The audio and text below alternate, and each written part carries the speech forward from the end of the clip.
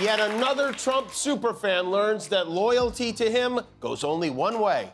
I refuse to be a battered wife, hoping it all goes away and gets better. There is no plan to save the world or a 4D chess game. It was not a Sunday fun day for our future former Secretary of Defense, Pete Hegseth. Remember how Hegseth texted highly sensitive war plans on a group chat that included a reporter from The Atlantic? Well, apparently that wasn't his only terrible decision. According to the New York Times, Party Line Pete sent those same texts detailing military strikes on another chain from his personal phone to his wife, brother, and lawyer. Well, you know how it goes. You can't bomb the Houthis without keeping your wife in the loop. It would be a violation of your marital vows. Jimmy Kimmel didn't bother with subtlety. He launched a full-blown comedic assault. Trump and Pete Hegseth didn't just get roasted. They got slow-cooked, overcooked, and plated like a gourmet humiliation special. The audience was losing its mind, cheering like it was the Super Bowl of And the wild part, the chaos only ramps up the longer the clip rolls. We both have concerns about it, so we'll see. Poor little guy had to get out of there before the ketchup bottles started flying at his head. They are so scared of Trump. What is going on? Is he beating them? I don't get it. They just blindly defend him. They don't. As of tomorrow, active duty members of the military and National Guard will be required to serve without pay. So they must have been especially thrilled to be called to a mandatory meeting with our Secretary of War / weekend host of Fox and Friends. The moment Jimmy Kimmel zeroed in on Trump and Pete Hegseth, it felt like watching someone finally confront two malfunctioning lawn ornaments that refused to shut up even after the batteries should have died years ago. The hit was instant, clean, sharp, and weirdly healing. A roast so precise, it practically disinfected the stage just by happening. Marjorie is out and Mom Donnie is in. Trump, I don't know if you saw this, but Donald Trump hosted a highly unlikely Friendsgiving on Friday at the White House for the incoming mayor of New York, Zohran Mamdani. Most people were expecting fireworks, but they did not expect them to be the Katy Perry kind. Just days ago, you referred to President Trump as a despot who betrayed the country. You said you'd be his worst nightmare and accused him of having a fascist agenda. Are you planning to retract any of these remarks? I've been called much worse than a despot, so it's not. Kicks off with Trump swaggering into the spotlight with that signature confident wobble like a man who's ready to give a speech, but also suddenly remembers he might have left a hotel lamp burning 3 states away. Jimmy doesn't waste a second. He goes straight for the stance, dissecting how Trump consistently shows up like an actor auditioning to play himself in a low-budget documentary reenactment no one asked for. They're taking his word for it. They're taking the word of someone who paid a porn star $130,000 and claims he didn't do anything with her. Even if Trump keeps his promise and signs the bill, we don't know whether the Department of Justice will actually release all the files or if they'll be tied up in investigations, specifically investigations Trump orders to keep them tied up in investigations. And that is where things... Then Pete Hegseth rolls in with that overly polished, overeager energy like someone told him to stand perfectly still, but every cell in his body desperately wants to point at a chart. He's got the aura of a motivational speaker who accidentally wandered into a circus tent and immediately decided, yes, this is my destiny. All the top military leaders were pulled off the front lines in Portland and Washington, D.C., and summoned to Quantico for a pep talk with Pete. Should our enemies choose foolishly to challenge us, they will be crushed by the violence, precision, and ferocity of the War Department. In other words, to our enemies, F-A-F-O. He's so awesome. Jimmy swings back to Trump, unpacking the latest batch of headline bait. Antics with the precision of someone who's been doing this far too long to be surprised anymore. One moment, Trump is proudly announcing a victory literally no one was waiting for. The next, he's unveiling a grand plan that feels like it was sketched on the back of a napkin while he impatiently waited for dessert. Jimmy clocks the chaos instantly and then pivots to Hegseth, whose tough guy declarations clash hilariously with his actual on-camera vibe. He's got the intensity of a guy selling protein powder on a 3 a.m. infomercial, trying to look fierce while wondering if the call center phones are even plugged in. Every gesture he makes looks like it's begging for a dramatic soundtrack that never shows up. Jimmy swings back to Trump again, dissecting the theatrics with surgical rhythm. Out of nowhere, Trump starts triumphantly celebrating an achievement no one remembers ever happening. Moments later, he's rolling out another sweeping proposal that feels like it was scribbled onto a coffee-stained receipt during a rushed lunch. Jimmy zeroes in on the dramatic pauses, the sweeping arms, the overperformed tension, pointing out how everything plays like a season finale written by someone who's never actually watched TV. The pacing, the posturing, the accidental comedy, it all becomes ammunition for Jimmy to torch every angle without breaking a sweat. Affirming that you think President Trump is a fascist? I've spoken about... That's okay, you can just say yes. Okay, all right. Okay? It's easier. It's easier than explaining it. I don't know. I don't mind. Who are we kidding? I don't even know what despot means. Call me whatever you want. I mean, they have the vibe of a wealthy, elderly gay man at the Cheesecake Factory ordering his shy young boyfriend. Back to Trump. He's rolling out yet another dramatic master plan. Big promises, zero explanation, delivered with the confidence of a man pitching a theme park on a rooftop. Every time he launches into one of these sweeping declarations, Jimmy slices through it with sarcasm sharp enough to carve stone. The build-up, the theatrics, the arm flourishes, it's like watching someone narrate their own biopic. Long before any studio agreed the story was worth filming, Jimmy digs into every overblown gesture with effortless comedic precision. Then, Hegseth barrels back into frame with that familiar spark in his eyes, the one that suggests he's about to unveil something groundbreaking, even though it's usually just a reboxed version of what he said 12 minutes ago. His delivery always carries that I'm recruiting you for a fitness challenge intensity, no matter the topic. And the more he talks, the easier it is for Jimmy to peel apart the performance, revealing layer upon layer of exaggerated emphasis, desperately trying to make shrinking content sound monumental. Might not ever know. Trump claims this whole thing is a Democrat hoax, and the reason he refused to sign an executive order to release the files months ago is because it's a waste of time. And that's the thing about Donald Trump. This is not a man who wastes time on nonsense. We're going to have a UFC fight. Think of this on the grounds of the White House. This is an executive order relating to the use of paper straws. Changing the name of the Gulf of Mexico to the Gulf of America. I know a lot about reverse. Trump switches gears again, delivering his message with the confidence of a man unveiling an invention made entirely out of cardboard, duct tape, and raw ambition. Jimmy jumps on it instantly, pointing out how every announcement Trump makes is drenched in an extra layer of self-importance, like he's revealing the secret recipe to the universe instead of another overhyped nothing burger. The seriousness in Trump's tone becomes pure fuel for Jimmy, who turns the inflated delivery into a full-blown spectacle. What makes Jimmy's dismantling hit so hard is how effortlessly he pivots between the two men. Hegseth shows up with that hypercharged zeal, the kind that says he's ready to lead a leadership seminar, despite giving off the vibe of someone who memorized the slide deck an hour earlier. Jimmy wastes no time unraveling Hegseth's go-getter bravado and pairing it with Trump's overproduced theatrics, creating a roast that feels like a demolition derby disguised as a talk show. Trump strolls back into the spotlight, raising his hand with theatrical flair as he presents what he claims is a triumphant moment. Jimmy pauses, then breaks it down perfectly, explaining how Trump always wears the expression of a man waiting for applause that nobody remembered to cue. The Senate jumped in and voted yes by unanimous consent, which means the bill now goes to the White House, which means Trump's going to have to sign it. The goal was to have the bill passed by such a large margin that Trump can't put his little orange thumb on the scale and give it the old Cheeto veto. But make no mistake, this isn't over. He's not giving up easy. If anyone thinks he's going to release all the Epstein files, I've got a beautiful East Wing of the White House. Meanwhile, keeps cranking up his monologues. Every line he delivers has that motivational speaker glow, as if he's narrating a slow-motion montage of himself jogging on a beach with perfectly sculpted hair. Jimmy zeroes in on that flavor of theatrical enthusiasm and turns it into pure comedy. Hegseth's entire performance becomes an accidental parody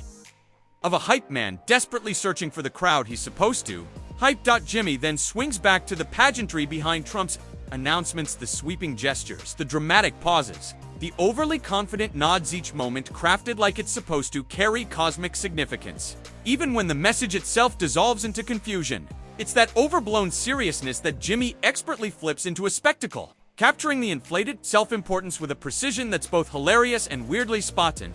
Hegseth jumps back in again with his trademark enthusiasm. Leaning forward like he's about to reveal the winner of a talent show, Jimmy clocks it instantly, highlighting how Hegseth moves through every moment as if it deserves a cinematic, slow-motion effect whether the content calls for it or not. Well, you know how it goes. You can't bomb the Houthis without keeping your wife in the loop. It would be a violation of your marital vows.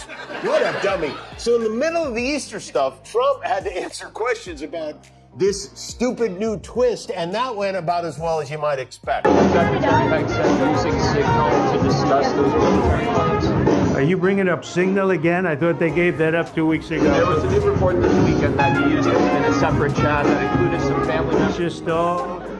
It's all just the same old stuff from the media. That's an old one. Try finding something new. If we can find some... Trump's announcements keep rolling. In with the kind of cinematic flair usually reserved for blockbuster trailers, Jimmy digs right into that melodrama, pointing out how Trump manages to turn even the most routine update into the opening scene of an apocalyptic film. The puffed-out chest, the chin lifted like he's posing for a monument, the sweeping arms, it's all prime roasting fuel.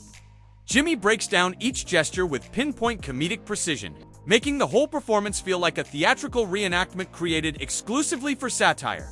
This gives Jimmy a wide-open runway for humor, letting him stretch the exaggeration without ever losing the reality underneath. And just when the dust settles, Trump steps back into the spotlight with yet another grand plan built like a magician's trick, tons of buildup. Barely any explanation. Jimmy jumps on the rhythm instantly, highlighting how Trump can construct suspense out of absolutely nothing. Now, nobody knows what magnets are. It's Lady Liberty. Did you ever hear of Lady Liberty? Don't take Tylenol. Don't take it. The wind is bull. I'll tell you. Sir, why are you on the roof?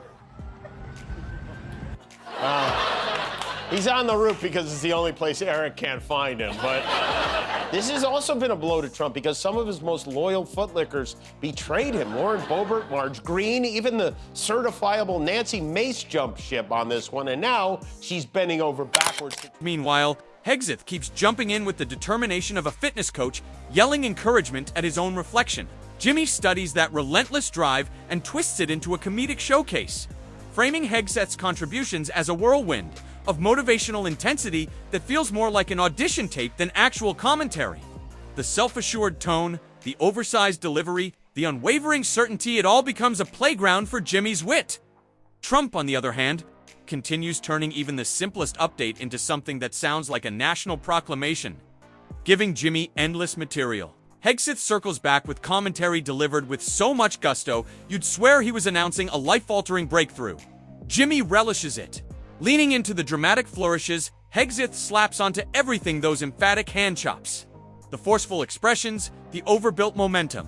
It all gives Jimmy room to escalate the satire further, each observation sharpening the comedic blade. Axios said Elon Musk had an expletive-filled chest-to-chest shouting match outside the Oval Office with Treasury Secretary Scott Bessent over who would run the IRS. Bessent reportedly confronted Musk in the hallway of the West Wing and, quote, the F-bombs started to fly, or at least that's what Pete Hegseth texted his wife and brother. F-bombs. Trump returns with another sweeping declaration, delivered with the confidence of a man unveiling groundbreaking news, except half the time it sounds suspiciously recycled. Jimmy zeroes in on the rhythm of these bombastic presentations, using the theatrical cadence to turn every grandiose claim into a highlight reel of comedic exaggeration. Hegseth bursts back in with the urgency of someone convinced the entire nation is hanging on his next word. Jimmy amplifies the absurdity, turning Hegseth's over-the-top enthusiasm into a full-blown spectacle. The energy practically vibrates off the screen, making every gesture feel like a trailer for a fictional reality show about hyper-passionate talk show hosts. Jimmy leans into it, painting Hegseth's attempts at authority as a never-ending climb onto a pedestal that refuses to stay upright.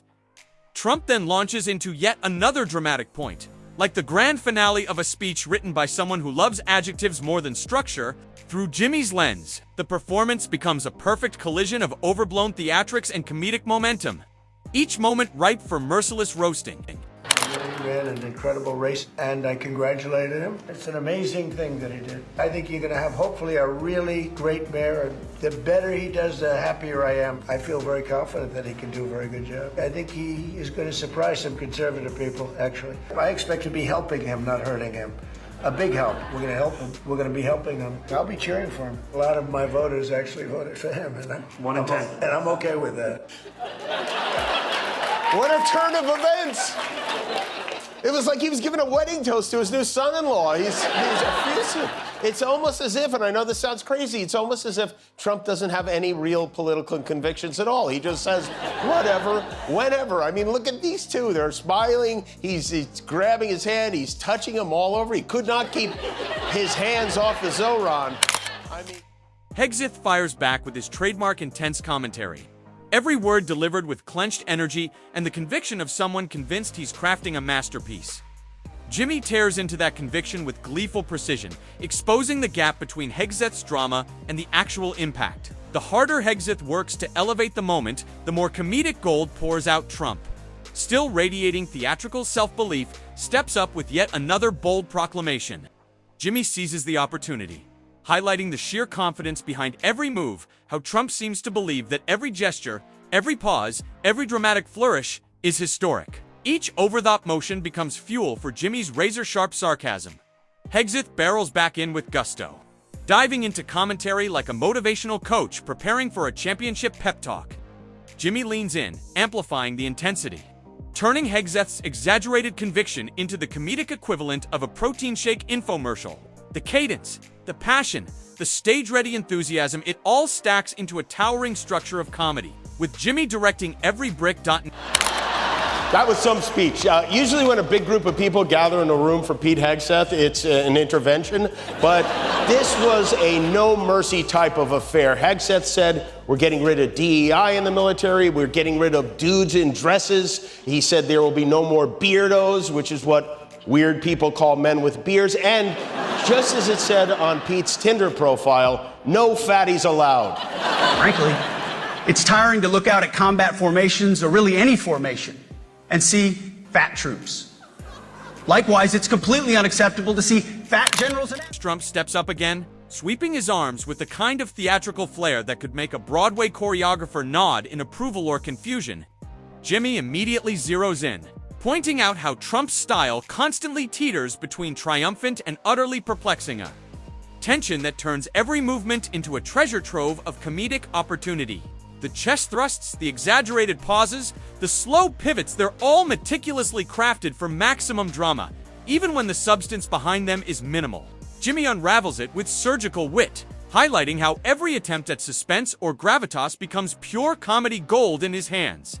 Hegseth jumps in next, trying to match the chaos with his own high-octane commentary. Every word he delivers comes loaded with motivational intensity, like he's narrating a life-changing montage where the stakes are unclear but the energy is undeniable. Jimmy decodes that relentless drive, showing how Hegseth's passion often overshoots the point, turning even minor updates into dramatic proclamations. The result? The more Hegseth leans into intensity, the more absurd and hilarious it becomes, creating the perfect counterpoint to Trump's over-the-top theatrics. Trump pivots again, delivering yet another sweeping announcement as if he's unveiling world-changing secrets. Jimmy slices through the spectacle with precision, highlighting the contrast between confidence and clarity, or more accurately, the lack of the latter. Every flourish, every self-congratulatory gesture, every carefully timed pause becomes a target, transforming Trump's performance into a study of how dramatic overconfidence can be both mesmerizing and laugh-out-loud ridiculous. Meanwhile, Hegseth keeps climbing, adding layer after layer of emphatic declarations, each one louder, more urgent, more overblown than the last. Jimmy leans into that energy, turning it into comedic currency. The cadence, the passion, the relentless push for importance. It all becomes part of a masterclass in satire, a towering structure of comedy built from gestures, expressions, and overplayed drama. The interplay between Trump and Hegseth fuels an ongoing comedy engine.